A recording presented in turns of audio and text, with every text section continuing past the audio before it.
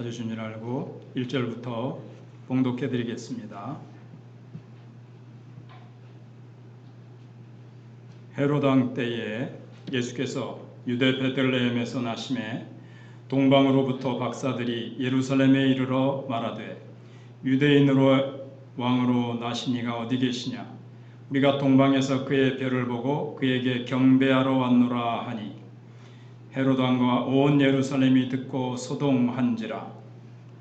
왕이 모든 대제사장과 백성의 서기관들을 모아 그리스도가 어디서 나겠느냐 물으니 이르되 유대 베들레헴이오니 이는 선지자로 이렇게 기록된 바 또 유대 땅 베들레헴아 너는 유대 고을 중에서 가장 작지 아니하도다. 내게서 한 다스리는 자가 나와서 내 백성 이스라엘의 목자가 되리라 하였음이니이다. 이에 헤롯이 가만히 박사들을 불러 별이 나타난 때를 자세히 묻고 베들레헴으로 보내며 이르되 가서 아기에 대하여 자세히 알아보고 찾거든 내게 구하여 나도 가서 그에게 경배하게 하라.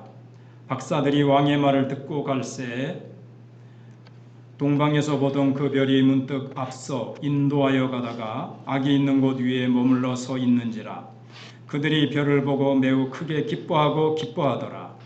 집에 들어가 아기와 그의 어머니 마리아가 함께 있는 것을 보고 엎드려 아기께 경배하고 보배압을 열어 황금과 유향과 모략을 예물로 드리니라. 같이 한번 보시겠습니다. 시작. 그들은 꿈에 헤롯에게서 돌아가지 말라 지시하심을 받아 다른 길로 고국에 들어가니라. 아멘.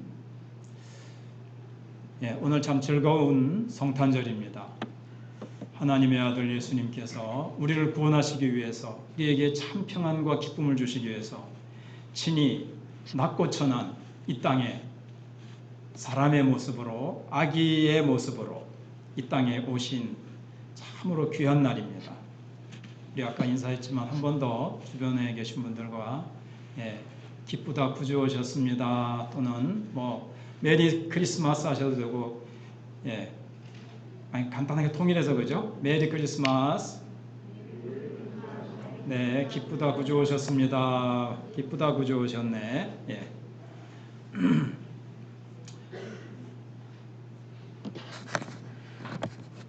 같은 뉴스에 대해서도 사람들마다 매우 다른 방식으로 반응할 수 있다는 것을 여러분 아시죠? 똑같은 소식이고 똑같은 어떤 좋은 소식인데 어떤 사람에게는 그 좋은 소식이 정말 좋은 소식이고 또 어떤 사람에게는 그 좋은 소식이 슬픈 소식이 될 수도 있다는 거예요. 쉽게 야구 경기나 축구 경기를 생각해 보세요. A팀이 이겼습니다.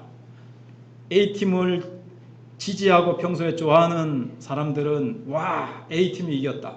그러나 A팀을 보다는 B팀을 선호하던 사람들은 아이고 그 좀 좋은 소식이 아니죠. 축구 경기도 그렇습니다.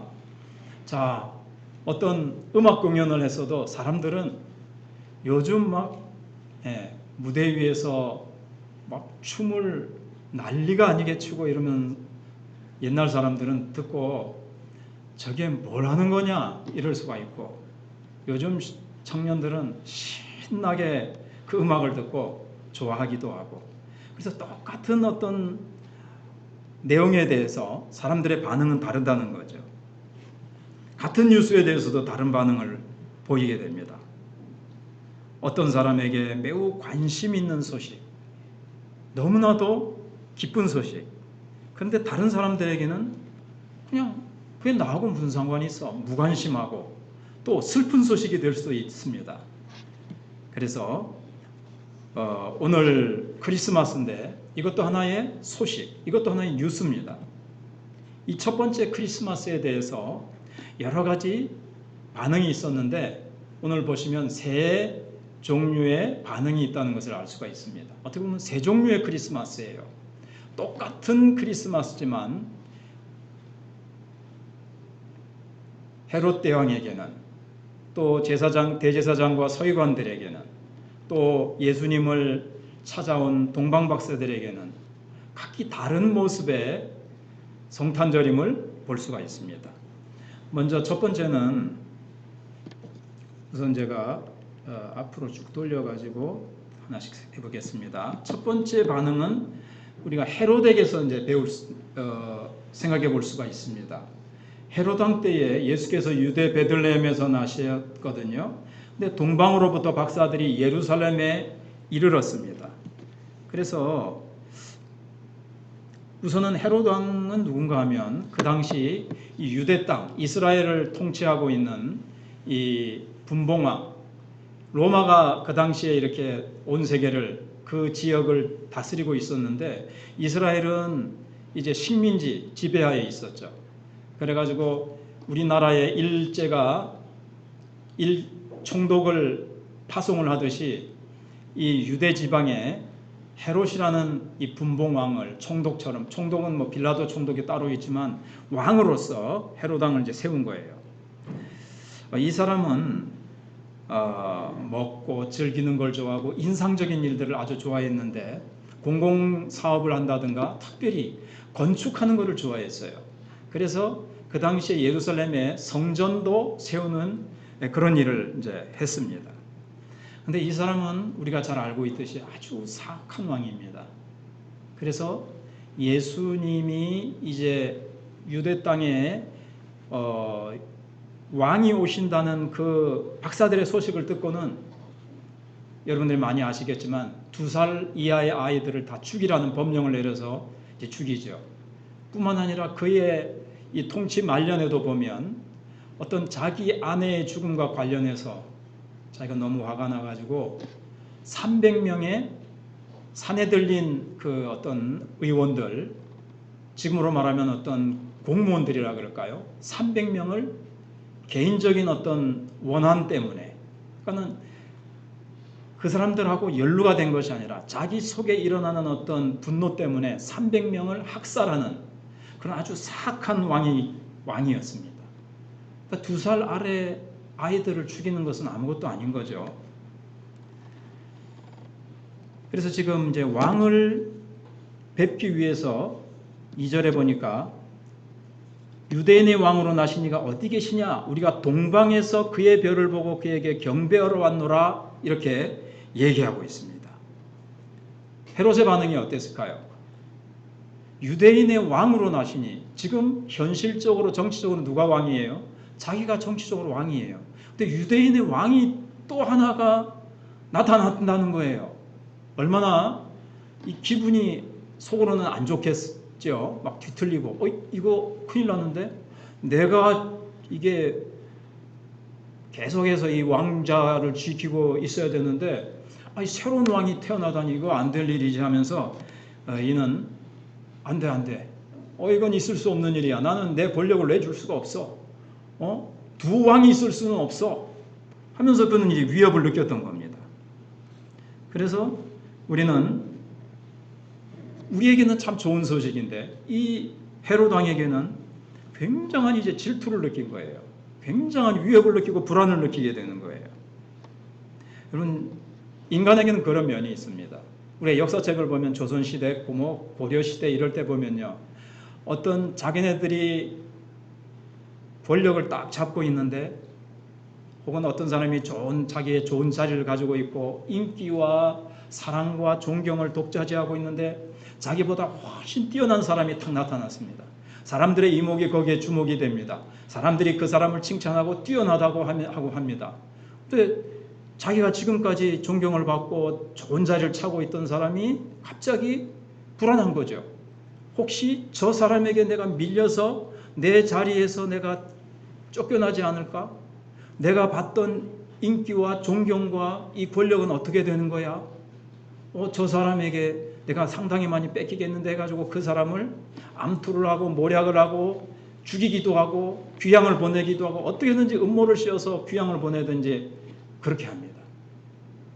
우리는 또 어떤 사람을 향해서 내가 막 그거 잘한다고 칭찬을 받았는데 나보다 더 뛰어난 사람이 나타나면 그 사람을 막 깎아내리기도 하는, 우리 속에는 이런 질투, 나만이 인기와 나만이 어떤 좋은 것을 누려야만 된다고 하는 이런 사악한 죄악성이 우리에게 있는 거예요.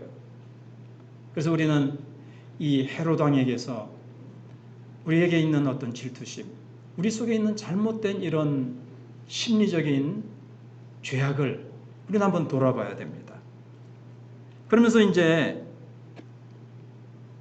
이 헤롯 왕은 뭐라 그러냐면요. 그러니까 이제 헤롯 왕과 온 예루살렘이 듣고 소동이 난 거죠. 유대 왕이 새로 태어난다 이러니까. 왕이 모든 대제사장과 백성의 서기관들을 모아 그리스도가 어디서 나겠느냐 하고 이제 물은 겁니다. 그리스도가 어디서 나겠느냐. 딱 물으니까 5절에 보니까 이르되 유대 베들레헴이니 이는 선지자로 이렇게 기록된 바, 이 성경 박사들은요 대번에 모여가지고 뭐 금방 답이 나왔어요. 6절에 유대 땅 베들레헴아 너는 유대 고을 중에서 가장 작지 아니하도다 내게서 한 다스리는 자가 나와서 내 백성 이스라엘의 목자가 되리라 하였음이니이다. 미가서 5장 2절에 있는 말씀을 그대로 갖다가 바로 답을 헤롯 왕에게 주는 거예요. 성경 박사예요. 그리스도가 어디서 온다. 뭐 다 알고 있습니다. 그래 이제 헤롯이 왜 이 정보를 알아냈는가 하면 겉으로는 이렇게 얘기를 합니다. 7절에 헤롯이 가만히 박사들을 불러가지고 별이 나타난 때를 자세히 묻습니다. 이제 동방 박사들이 저기 동방에서 별을 보고 그 징조를 보고 뭔가 유대에 어떤 뛰어난 왕이 태어난다는 것을 알고 이제 아직 구체적으로 모르지만 왔거든요. 그럼 당신들이 언제 별을 보았느냐? 그때를 딱 자세히 묻는 거예요. 이 아이가 언제쯤 태어났는지를 이제 알기 위한 거죠. 속으로는 벌써 아기를 죽이려는 제거하려는 음모를 가지고 물어보는 겁니다.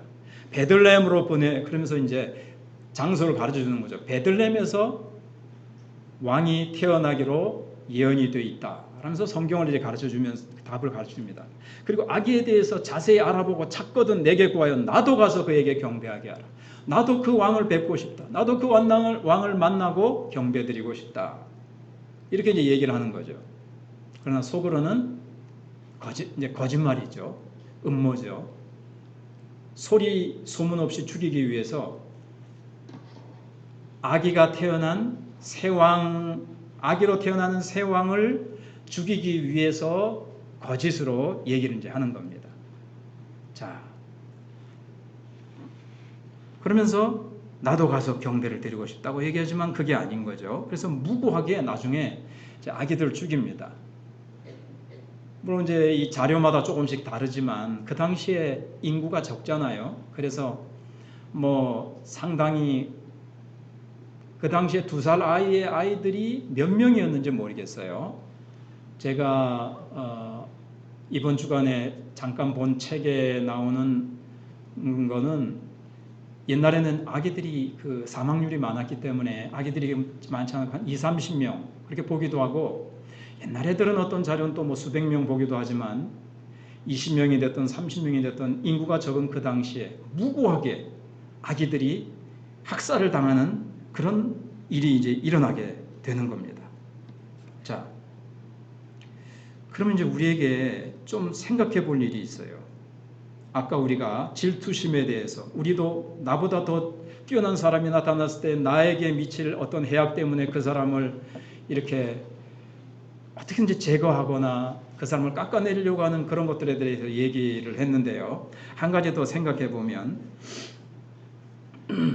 사람들에게 이 좋으신 예수님, 우리를 구원하시기 위해서 오신 예수님을 모시고 살면 정말 죄와 사망 권세에서 해방되어 우리가 영생을 얻고 놀라운 축복의 삶을 살게 된다는 것을 알려도 사람들은 싫어합니다.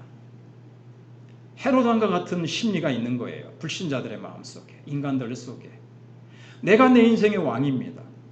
내가 내 인생을 내 마음대로 좌지우지하고 내 뜻대로 내 생각대로 살아왔습니다. 그런데 예수를 믿는다라는 것은 예수를 왕으로 모시는 거예요. 나는 예수님과 권력을 공유할 수 없다는 거죠. 나는 예수님께 나의 왕의 자리를 예수님께 내어줄 수 없다는 거예요. 그래서 사람들은 예수 그리스도를 거부하는 겁니다. 우리가 예수를 믿고 나서도 예수님이 진정 나의 왕이시냐, 100% 나를 통치하시고 나의 모든 것을 예수님이 100% 주님이 가지시고 주님이 마음껏 나의 물질과 나의 시간과 내 모든 것을 사용하셔서 주님이 기뻐하시는 뜻대로 사용하시도록 그분께 왕의 자리로 그렇게 주님께 드립니까? 일부분만 주님께 조금만 내어드리지는 않습니까? 여러분이 가지고 있는 모든 물질이 다 주님이 주신 것이라고 믿으십니까?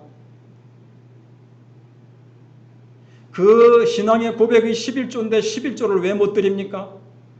사정상 못 드리는 분도 있지만 갑자기 11조를 목사님이 왜 강조할까? 한 번도 안 그런 것 같더니. 그러나 거기에 우리의 신앙의 함정이 있고, 여러분들의 모든 시간이 주님의 것입니까? 여러분의 모든 시간을 주를 위해서 드리고 계십니까? 정말 그분을 왕으로 모셨어요? 그분이 정말 나의 왕의 왕으로 모시는 것을 원치 않을 수 있어요. 마음속 깊은 곳에는 네 시간을, 네 물질을, 네 재능을, 네 그 무엇을 주를 위해서 내가 다 아낌없이 드리겠나이다라는 그 중심점으로 가기 싫을 수 있는 거예요. 가기 싫을 수 있는 거예요.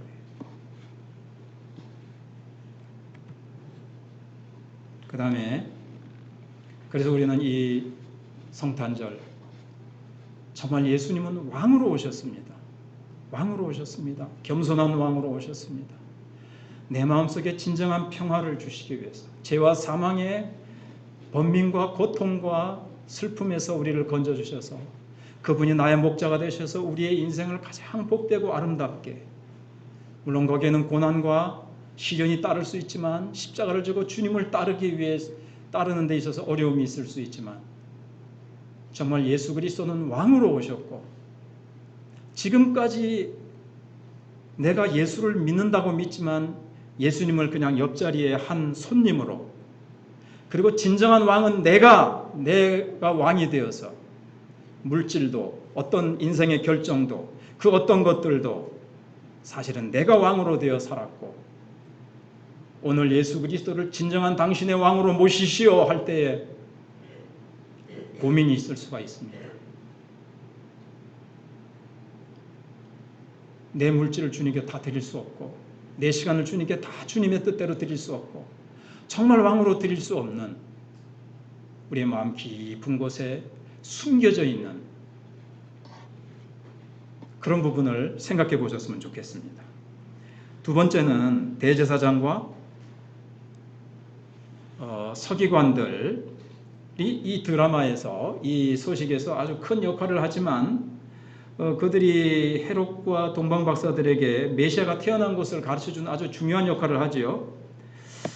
이들은 학자입니다. 그리고 예수님이 나실 것을 알고 있는 정말 성경 박사, 종교 전문가들입니다. 헤롯 대왕이 물어보니까 회의를 하자마자 오래 갈 것도 없어요. 몇 초 만에 답이 나왔는지도 모르겠어요. 이 정도로 박사죠. 베들레헴입니다. 베들레헴에서 태어날 것입니다. 베들레헴은 예루살렘에서 아마 남쪽으로 한 5, 6마일 이렇게 되어 있는 것으로 제가 이제 알고 있습니다. 예. 자, 우선은 그래요.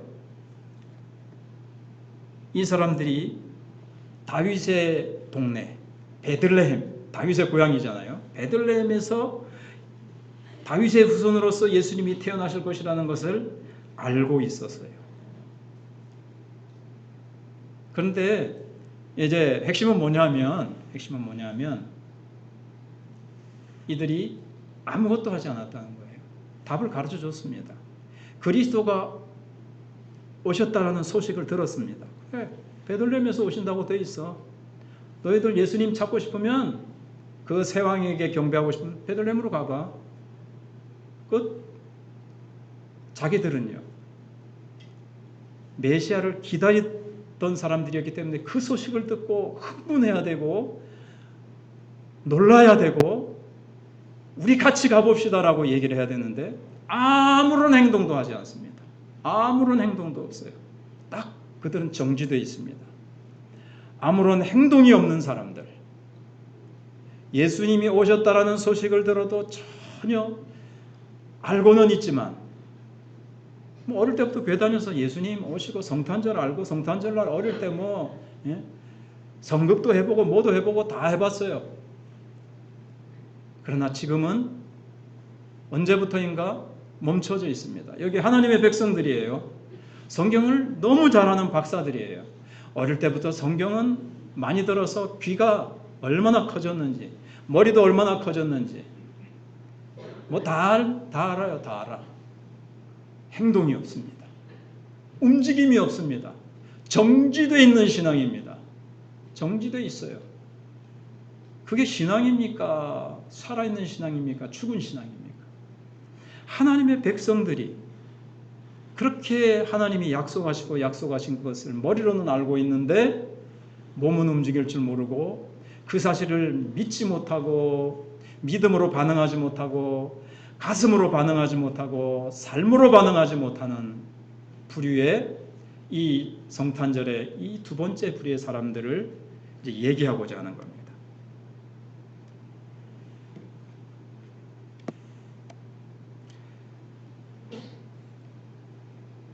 이런 사람들은 또 이렇게 볼 수도 있어요. 참 그런 자녀를 두신 분들에게는 상처가 될 수도 있고 그렇습니다만 어릴 때부터 이 모태신앙으로 태어났지만 그래서 어릴 때부터 교회를 다녀서 다 주일학교에서 배워서 다 알고는 있지만 이게 이제 신앙이 없는 거죠. 다 알고 있는데 신앙도 없고 움직임도 없고 머릿속에 가서 딱 차 있는데 지금 집에들 고향을 떠나서 가깝게 가 있는데 예수님에 대한 지식은 있는데 성탄절 됐다 그랬으니까 뭐 세상 사람들처럼 성탄절 그 정도 할지 모르지만 자원 예수님을 향해서 경배하기 위해서 움직일 줄 모르는 사람들.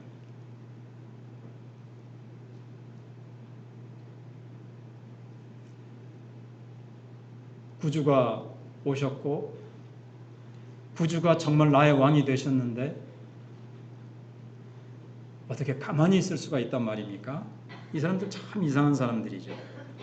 그래서 이 사람들은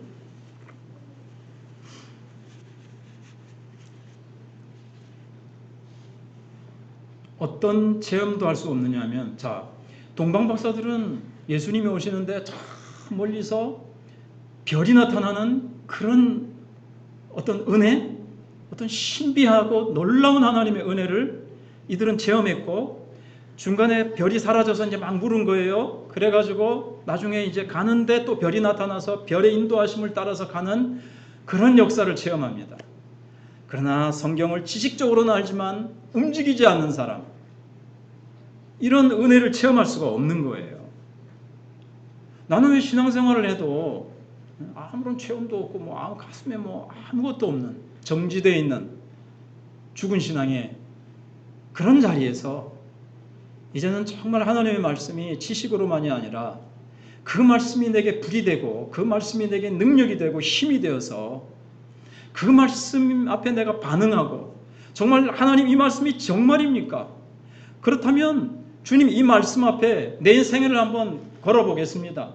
말씀에 나를 던지고 말씀에 나를 쏟아부을 때 하나님이 별을 통해서 인도하시던 것처럼 우리 각자에게 하나님은 놀라운 기적으로 우리를 인도해 가실 것입니다. 놀라운 기적을 체험하게 되실 것입니다. 움직이지 않기 때문에 하나님의 기적과 하늘로부터 쫓아오는 놀라운 은혜를 경험하지 못하는 거예요. 그래서 여태까지 움직임이 없었습니까? 정지된 신앙이었습니까? 손가락 하나라도 움직이시기 시작해 보시고 입을 열어서 기도해 보시기 시작하시고 여러분들이 주를 향해서 한 발자국씩 우리가 떼어나가면서 한 걸음 한 걸음 나아갈 때 놀라운 역사가 나타나게 될 것입니다. 그러니까 이 사람들의 가장 무서운 점이 뭐냐면 무관심이에요. 그리스도가 오셨다고 하는데 베들레헴에서 태어난다는 것을 아는데 무관심. 무서운 겁니다. 미국 사람들의 70%가 하나님을 믿고 예수님을 믿고 동정녀 탄생을 믿고 그런다 그래요. 기독교 국가예요. 71%가 그렇게 믿는다라고 설문제 답질에 답을 한답니다. 그러나 그들의 무서운 점은 뭐죠? 무관심입니다. 그렇게 대답은 해요. 나 크리스찬이에요. 동정녀 탄생을 믿어요. 성부, 성자, 성령 하나님을 믿어요. 뭘 믿어요. 체크하기는 쉽고 답하기는 쉽고 입으로 고백하기는 쉽지만 모두가 다 무관심하다는 거죠. 하나님의 뜻에 대해서, 지금 나를 향하신 하나님의 뜻에 대해서 내가 무엇을 위해서 살아야 되는지 하나님 앞에서, 교회에 대해서 교회가 어떻게 돌아가는지 주님이 나의 삶을 들여다보시면서 뭘 원하시는지 그냥 무관심한 거예요. 주일날 와서 예배 한번 그냥 습관적으로, 여기 대제사장과 서기관들이 제사를 얼마나 안 드렸겠어요? 얼마나 제사를 드리고 금식을 하고 율법을 많이 알고 율법대로 산다고 살았지만 정말 하나님의 뜻과 하나님의 역사하심에 무관심했던 자들, 예수님의 은혜와 기적과 은혜를 경험할 수 없었습니다. 그래서 안다는 거하고 그렇게 살아가는다는 거하고는 전혀 다른 일입니다. 알고 있다는 것에서 착각하시면 안 됩니다. 그것이 신앙의 수준이 아니에요. 움직이는 것만큼입니다. 자, 이제 마지막으로 박사들의, 제가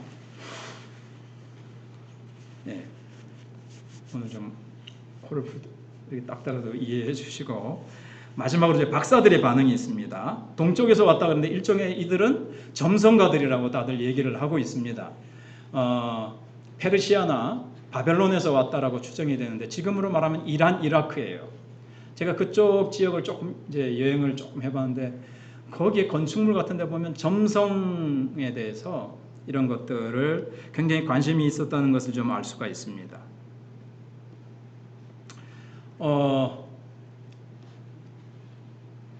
예수님이 태어나신 후에 별을 봤을 수가 있어요. 여기에 대해서 이제 구체적으로 다음에 또 기회가 있으면, 그래서 지금 예수님이 지금 이제 이들이 왔을 때 태어나셨다라고 하는데 2살 이하를 죽인다 그러면 좀 이상하게 너무 높이 잡은 것 같죠. 그래서 이걸 이제 더 성경적으로 연구를 해보면 예수님이 태어나신 후에 이들이 왔다라는 그런 이제 내용을 이제 우리가 생각해 볼 수 있어요. 아무튼 별을 보고 왔습니다. 그래서 박사들이 왕의 말을 듣고 갈새 동방에서 보던 그 별이 또 중간에 사라졌다가 문득 앞서 인도하여 가는 거예요. 그리고 악이 있는 곳 위에 머물러 서 있는지라. 그래 이제 잠깐 생각해 보면 우리가 이제 마구간이라고 생각을 하잖아요. 구유라고 하니까 구유에 누였더라.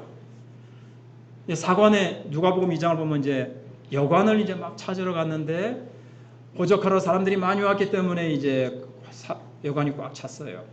있을 곳이 없어서 그래도 여관집 주인이 그냥 아이고 그 임산부를 내쫓다니 박절한 사람을 생각하지 마시고 최선을 다해서 이들을 안내를 했는데 집 바로 근처에 보면 제가 최근에 연구하면 동굴이 있어요. 동굴. 그러나 이 동굴은 임시 숙소라고도 할 수가 있어요. 구유는 뭐냐? 이제 거기에 급하면 짐승을 몇 마리 묶어두기도 하고 그 안에 짐도 좀 이렇게 놔두기도 하는, 동굴 안으로 들어가면 이렇게 계속 바닥이 가다가 약간 이렇게 높아져서 평평한 데가 이제 되는 거예요. 방처럼 좀 될 수 있는 거죠. 그러니까 맨바닥에 막 앉아 있는 건 아니고 동굴 안으로 쑥 들어가서 조금 높아져서 평평한 자리가 있는 거예요. 거기에 모셨을 것이라고 이제 추정을 해볼 수가 있습니다. 그리고 구유는 평소에 쓰는 구유가 아니에요. 돌로 깎아서 만든 새 구유, 아니면 만들고 있던 구유일 수가 있어요. 구유가 몇 개 있는 거죠. 돌로 깔끔하게 깎아져 있는 구유입니다. 그러니까 그 구유를 그 창고 비슷한 임시 숙소로도 쓰기도 하고 급하면 그런 동굴 안에다가 여러 개 구유가 이제 있는 거예요. 근데 이제 구유에 누웠다니까 마구간이라고 이제 동물도 몇 마리 있었으니까 충분히 그런 이제 오해가 있을 수가 있지만 또 뭐 마구간에 태어나셨다 이렇게 해도 되긴 수가 있겠죠. 짐승들도 있고 짐도 쌓아놓기도 하고 이제 생각해 보세요, 그죠? 그 안에 이렇게 가다가 높아진 평평한 동굴 안에. 그리고 또 한 가지 생각난 김에 말씀을 드리면 정말 12월 달이냐 이렇게 추운데 태어나셨냐. 보통 정확히 고고학자들과의 학자들의 연구에 의하면 한 10월 달로 봅니다. 근데 교회가 이제 늑장을 부리다가 이 날짜를 이렇게 좀 늦어져서 그렇지 10월 달쯤으로 봐요. 그리고 12월 25일은 어떤 그 로마 황제의 생일과 우연히 일치가 돼서 그렇지 뭐 일부러 그날로 한 것은 아니고 10월 달쯤 뭐 동굴 안이라는 이 학설이 근데 지금 예수님 태어나신 곳을 기념하는 교회 바로 밑에 이 동굴을 가보면 그렇게 딱 생겼다 그래요. 그래서 이 제가 준비하면서 읽은 이 책이 상당히 맞다고 생각이 돼요. 참고로 하세요. 예. 자, 이게 본질은 아닌데, 이제 박사들 한번 생각해 봅시다. 이 박사들은 오늘 우리가 동방박사 세 사람 그런데 오늘 성경에 보시면 사실 세 명이라는 말이 없죠. 예. 세 명은 황금 유약 모략을 들였으니까 세 명이 아닐까? 뭐 그렇게 이제 추정하는 것이고 아무튼 이 박사들은 점성가들이었고 바벨론이나 페르시아에서 있던 사람들인데 늘 별을 관측합니다. 별을 관측하면서 거기서 우주가 돌아가는 원리, 그 다음에 나라의 흥망성쇠, 심지어 그 개인 한 사람마다 별이 있다고 생각을 해서 별을 보면서 한 사람의 운명까지도 그들은 점을 치거나 이렇게 알아낼 수 있다라고 하는 거예요. 근데 이 사람들이 이제 왔습니다. 어떻게 이제 왔는지는 정확히는 이제 모르지만 뭐 이런저런 추측이 있지만 그런 건 놔두고 이 사람들이 별을 보다가 야 저기 놀라운 왕이 오신다. 아직 깊이는 모르겠지만 뭔가 이 지구 위에 여태까지 없었던 왕, 지금까지 나타났던 그런 왕들과는 정말 전혀 다른 것 같다. 전혀 다른 차원의 어떤 왕이 인물이 오신다. 굉장한 분이시다. 그런 거는 알았겠죠. 그들은 평소에 그냥 목적 없이 그냥 막 살지 않았습니다. 뭔가 인생의 목적을 찾고 진리를 찾고 정말 우주와 자신과 인간과 모든 것을 해결해 줄 참된 진리, 참된 생명의 진리 찾았던 사람으로 보여집니다. 갈망한 거예요. 그들의 직업을 통해서지만 점성 하늘의 별을 보면서 그들은 늘 목말라 했던 거예요. 내가 왜 태어났지? 내 인생의 목적은 뭐지? 난 어디로부터 왔지? 인생은 어디로 가며? 무엇을 위해서 살아야 가며? 왜 우주는 이렇게 돌아가며? 너무나도 인생이 얼마나 그 풀리지 않는 수수께끼와 질문이 많습니까? 그 모든 것들을 향한 갈망이 있었습니다. 그것을 풀어줄 그 누군가를 간절히 기다리고 있었다라고 우리가 추정해 볼 수가 있습니다. 그런데 별이 나타났어요. 저 별을 통해서 어떤 왕이 태어나는데 그분이 인생의 답을 갖고 계시고 열쇠를 갖고 계시고 우주를 풀고 나의 모든 어려움과 고민과 방황과 우리 인류가 처해 있는 이 고통과 이 모든 전쟁과 악을 다 해결해 줄 수 있는 진정한 왕, 새 왕, 생명의 왕, 그분이 아니겠느냐. 이런 이끌림에 의해서 이제 하나님이 더 구체적으로 인도하시겠지만 그런 이끌림에 의해서 어떤 아주 구체적으로는 몰라요. 그냥 커다란 어떤 그런 갈망이 있었는데 어떤 성령께서 그런 끌림을 주셔가지고 산을 넘고 바다를 건너 정말 그 강을 건너고 그 옛날에 그게 얼마나 힘들어요. 여행이라는 것이 상당히 오래 걸렸을 겁니다. 별을 보고 또 찾아온 때가 별을 보고 찾아온 때가 몇 달이 걸렸을지. 그리고 이제 이렇게 이제 왔는데 또 뭐 어떤 위험이 있어요? 헤롯이 이 박사들까지도 죽일 위험이 있는 거예요. 근데 이 모든 죽음의 위험과 그동안 왔던 여행의 위험과 이게 보통 갈망으로 그냥 가보겠어요. 그냥 어떤 별이 하나 나타났는데 뭐 좀 신비롭고 상서롭다 이렇게 하면서 그냥 갈 수 있는데 그 여행을 한다는 것은 많은 비용과 건강과 자기네들의 그 도적과 강도의 위험과 수많은 어려움들을 다 극복하고 죽음의 위협도 극복하고 간 거예요. 찾아서 가는 거예요. 가다가 막 가는데 별이 다시 또 자기들 인도하던 별이 다시 나타나서 아기가 있는 곳 위에 머물러 있으니까 너무너무 기뻐한 거죠. 그들이 별을 보고 매우 크게 기뻐하더라.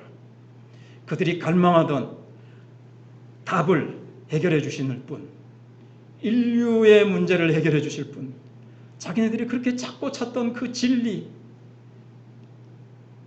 그 왕이 뵙고 싶은 거죠. 그분께 경배드리고 싶어서 왔어요. 그래서 그분에 대한 이 기쁨, 그분을 만남에 대한 기쁨. 집에 들어가 아기가 있습니다. 어머니 마리아가 있습니다. 왕궁에 있습니까? 동굴에 있습니다. 금으로 만든 보좌 위에 누워 있습니까? 구유 위에 누워 있습니다. 왕관을 쓴 힘센 장군의 모습입니까? 여리디 여린 애기입니다. 근데 그가 자신들과 인류를 고난과 죽음과 거기서 건져낼 생명의 왕이요 구주요 우주를 통치하시는 왕이라고 믿을 수 있어요. 인간적으로. 그 초라한 곳에 그렇게 연약하게 누워있는 아기가 우리를 구원하시고 모든 해답을 가지고 계신 능력의 왕이요 모든 우주를 심판하실 그런 것까지 아직 깊이 모를지 모르지만 어떤 그런 왕으로 믿을 수 있어요. 물론 성령이 주신 은혜에 의해서 믿어지는 거지만 이들의 믿음은 대단한 그걸 보고 믿은 거예요. 함께 있는 것을 보고 엎드려 함께 있는 걸 보고 악에게 경배하고 보배합을 열어 황금과 유향과 모략을 예물로 드리니라. 이사야 60장이나 이렇게 보면은 저기 스바와 저 멀리서 내가 왕들을 보내서 이들이 왕은 아니지만 왕 같은 존재들을 보내서 이런 황금과 유향과 진귀한 보물들을 예수님께 드리도록 하겠다라는 그 예언의 말씀인데 그 말씀이 다 이루어지는 거예요. 즉 정말 기다리고 영접하고 기뻐하고 경배드려야 될 이스라엘 백성들이 그렇게 하지 못하고 목자들 몇 명, 목동들 몇 명뿐이고 왜 하나님께서 이렇게 이방인들을 통해서 그러니까 예수님은 유대인만의 왕이 아니시라는 거죠. 열방의 왕이시요 온 우주적인 왕이시라는 것을 하나님께서 선포하시고 표식으로 보여주시기 위해서 이렇게 동방에서 멀리서 이렇게 하나님께서 부르셔서 이들이 그렇게 사모하는 마음으로 예수님을 만나 뵙고 그분을 알고 그분 안에서 인생의 해답을 발견하고 기쁨을 발견하고 슬픔 많고 괴로움 많고 고민 많은 이 세상에 수고하고 무거운 모든 짐들을 다 풀어주시고 맡아주시고 내 인생의 모든 것들을 해결해 주실 나를 죄와 사망의 문제에서 이 모든 것에서 해결해 주실 그분, 그분을 찾으러 와서 그분을 만나서 너무 기뻐서 그분께 보배합을 열어 황금 유향 모략을 드렸습니다. 이분이 우리도 박사들처럼 그렇게 믿을 때 이분이 누구세요? 임마누엘의 하나님이십니다. 아멘. 임마누엘의 하나님이신 예수님이 우리 안에 계시고 우리 옆에 계십니다. 언제나 우리 옆에 계십니다. 임마누엘로 세상 끝날까지 우리와 함께 하시는 예수님, 하나님의 아들이 나에게 오셔서 내 마음속에 우리가 왕으로 모시고 그분께 내 모든 황금 유향 모략과 내 인생의 모든 것들을 드릴 수 있는, 그래서 그분으로 인해서 기뻐하고 그분께 오늘도 기쁨으로 경배드리며 늘 주님께 즐거운 찬양과 경배를 드리며 살아가는 저와 여러분들이 되시기를 주님의 이름으로 축복합니다.